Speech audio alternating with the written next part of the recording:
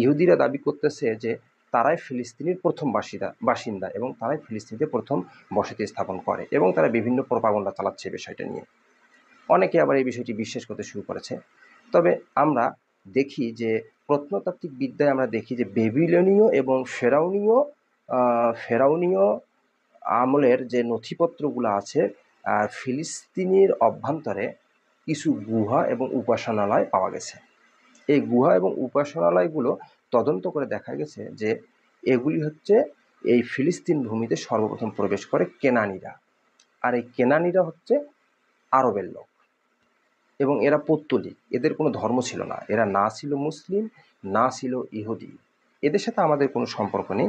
তবে আমরা এটা প্রমাণ করার জন্য কথাটা বললাম যে ইহুদিরা দাবি করতেছে যে তারাই হচ্ছে ফিলিস্তিনের প্রথম বাসিন্দা। এই কথাটা আমরা মিথ্যা প্রমাণ করার জন্য আমরা এই কথাটা বললাম যে কেনানীরা হচ্ছে ফিলিস্তিনের প্রথম বাসিন্দা।